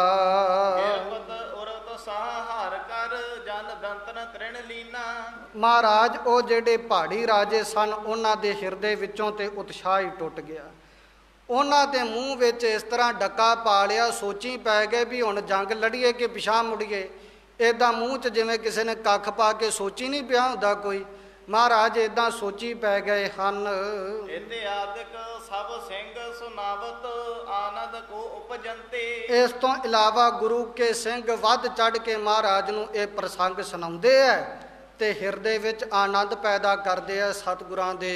ਕਿਰਪਾ ਦ੍ਰਿਸ਼ਟ ਕੋ ਦੇਖੇ ਸਤਿਗੁਰ ਸਭ ਪੈ ਖੁਸ਼ੀ ਕਰਨ ਤੇ ਮਹਾਰਾਜ ਕਿਰਪਾ ਭਰੀ ਨਿਗਾਹ ਦੇ ਨਾਲ ਸਾਰੇ ਸਿੰਘਾਂ ਵੱਲ ਤੱਕਦੇ ਐ ਕਿ ਭਾਈ ਬੜੀ ਬਹਾਦਰੀ ਦੇ ਨਾਲ ਆਪ ਜੀ ਲੜੇ ਹੋ। ਸਾਰਿਆਂ ਦੇ ਉੱਪਰ ਕਲਗੀਧਰ ਪਾਤਸ਼ਾਹ ਮਹਾਰਾਜ ਮਹਾਨ ਬਖਸ਼ਿਸ਼ਾਂ ਕਰਦੇ ਐ। ਬੜੀਆਂ ਖੁਸ਼ੀਆਂ ਕਲਗੀਧਰ ਪਾਤਸ਼ਾਹ ਮਹਾਰਾਜ ਨੇ ਗੁਰੂ ਕੇ ਸਿੰਘਾਂ ਦੇ ਉੱਪਰ ਕੀਤੀਆਂ ਨੇ। ਇਸ ਤਰੀਕੇ ਨਾਲ ਘਮਸਾਣ ਦਾ ਯੁੱਧ ਗੁਰੂ ਕੇ ਖਾਲਸੇ ਨੇ ਪਹਾੜੀਆਂ ਦੀ ਸੈਨਾ ਨਾਲ ਕੀਤਾ ਹੈ। ਕੇਸਰੀ ਚੰਦ ਵਰਗੇ ਮਾਰੇ ਜਾ ਚੁੱਕੇ ਹੈ, ਮਸਤ ਹਾਥੀ ਉਹ ਮਾਰਿਆ ਜਾ ਚੁੱਕਾ ਹੈ ਤੇ ਬਾਕੀ ਦੇ ਰਾਜੇ ਸੋਚੀ ਪੈ ਚੁੱਕੇ ਹਨ। ਇਸ ਤਰੀਕੇ ਨਾਲ ਇਹ ਪ੍ਰਸੰਗ ਦੀ ਵਾਰਤਾ ਆਈ। ਅੱਗੋਂ ਜਿਸ ਤਰੀਕੇ ਦੇ ਨਾਲ ਇਹ ਰਣਨੀਤੀ ਅਪਣਾਉਣਗੇ ਭੀਮ ਚੰਦ ਰਾਜਾ ਸੋਚਾਂ ਵਿਚਾਰਾਂ ਕਰੇਗਾ। ਕੱਲ ਦੇ ਦੀਵਾਨ ਵਿੱਚ ਸਮੇਂ ਸਿਰ ਹਾਜ਼ਰੀਆਂ ਭਰ ਕੇ ਸਰਵਣ ਕਰਾਂਗੇ।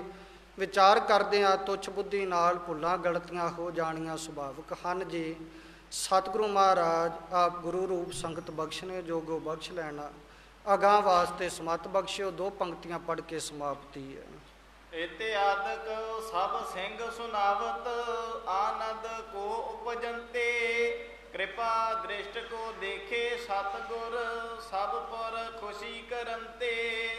ਵਾਹਿਗੁਰੂ ਜੀ ਕਾ ਖਾਲਸਾ ਵਾਹਿਗੁਰੂ ਜੀ ਕੀ ਫਤਿਹ।